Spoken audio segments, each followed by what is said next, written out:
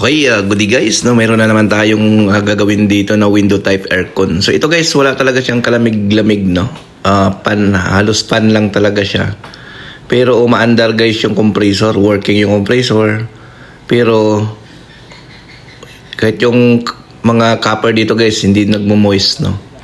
So ito nga guys, sinalpakan namin siya ng gauge para matest natin yung kanyang running pressure dito. Kasi nga ito guys, dati nang nagawa, no? Dati nang na-repair. Kaya mayroon na itong access valve, no? So makapag-check tayo ng freon or yung running pressure ng system. Tingnan natin, no? So yan nga guys, napansin namin guys, mataas yung running pressure niya, yan, no? Nasa 150 psi. So running pressure yan guys, no? Yun yung pinaka-running niya, no? So ayan. So minsan naman sa mga ganito kasi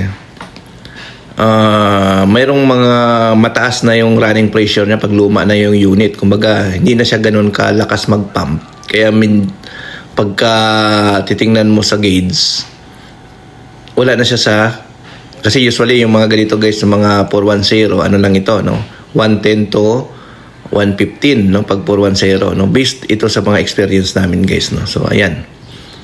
So ito guys, 150 psi ang kanyang running. Running yan guys, running pressure yan, no?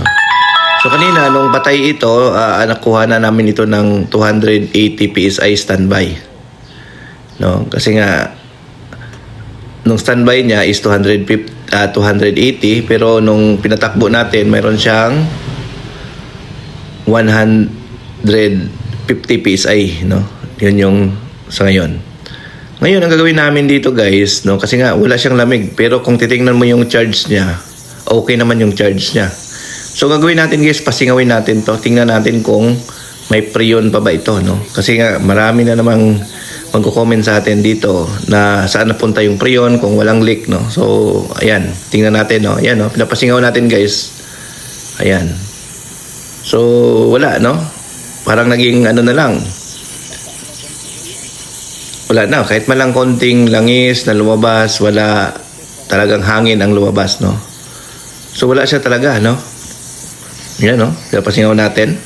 Yan. Wala. So wala ba lang, no? Wala talagang kahit langis na lumabas, no? So kapag ganito guys, ibig sabihin hangin na lang talaga ang laman, no? So maraming nagko-comment sa atin dyan, no? Saan napunta yung freon? Bakit naging hangin na lang, no? So yan kasi ang process ng freon kasi kapag nagsa-cycle yan, nagluluto yan liquid to gas. So sa katagalan, naubos na yung liquid, no? Naging gas na lang, kaya naging hangin na lang siya. No, yun po yung totoo dyan, no?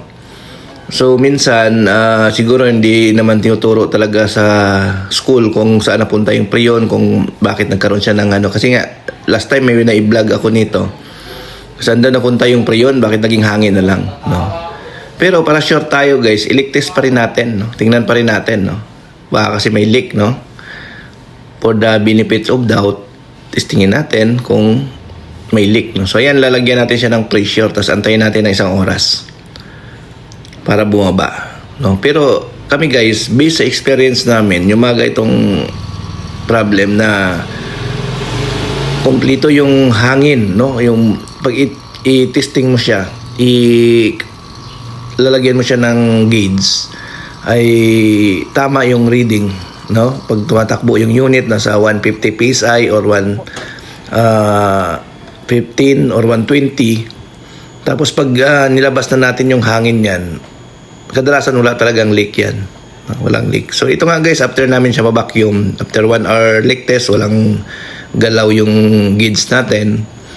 After natin ma-vacuum, ito na, kakargahan natin siya ng freon, no? So dito naman guys, ang mahalaga dito kasi kahit anong process nang gagawin natin, no, ang mahalaga lumamig ang unit at masatisfy natin yung customer. So yun po ang pinakamahalaga talaga pagdating sa mga aircon service, no. Kahit anong gagawin natin na mga technique, basta ang mahalaga iwanan natin ang unit na malamig, satisfy si customer doon sa lamig na binibigay ng aircon. Okay, thank you.